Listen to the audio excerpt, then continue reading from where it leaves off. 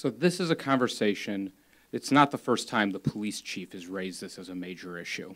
And when the mayor criticized the city council for moving forward on a West Side police station, these were the issues that the police chief was talking about. It means that we create a task force with our partners in place. The county, the sheriff's department, our school system, our philanthropic partners, our nonprofit community leaders, and have a task force to start addressing the issues of gang violence immediately within Madison. We need to ensure that students have a place of hope and gang members can find safe havens where if they want to break out of a different path, that we'll put forward the resources in finding an individual a job, or we'll find someone housing if they are in a gang and looking for a way forward. We also need to ensure that when we're talking about reincarceration rates and gang members that are entering our community, that we can provide them with the resources so they don't have to go back into the cyclical issues of having a gang violence. What we do is we provide individuals housing and make sure that they have support when someone's released from prison, to make sure that they have a place to go that isn't a former gang, and we do this through community effort. This is going to be a problem that the city of Madison is going to continue to face if we're not working together. A Midtown police station is not going to solve the problem.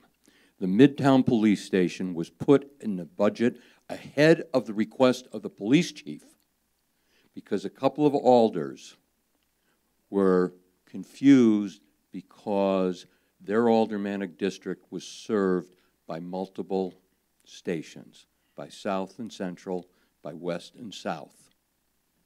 Let's get straight about what we've done and what we're doing. The additional station is not going to add more officers on the street. The additional station is not going to do anything in terms of restorative justice.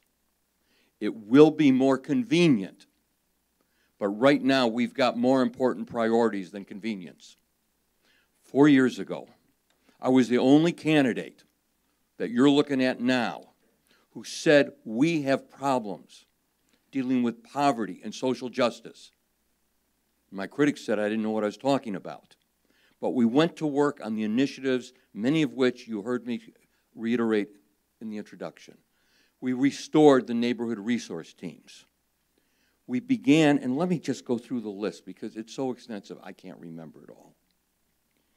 We've got a Madison Police Department car check so that we can have greater contact with young people so that they don't get in trouble and get into the criminal justice system because of equipment problems with their cars. We've got a reentry program. Oh, by the way, speaking of the faith-based community, it's with Madison Urban Ministry. It was a program in 2013 and 2014 that works on community violence. We've got another program with Mom dealing with bakeries to get people into the workforce. We've got the Jesse Crawford Recovery Center for prisoner reentry. We are doing that. We've partnered with Nehemiah on breaking the school-to-prison pipeline for middle school students. We're working with Centro Hispano. But the key is this. The key is working to break that cycle of poverty, institutionalization. Let me ask you this.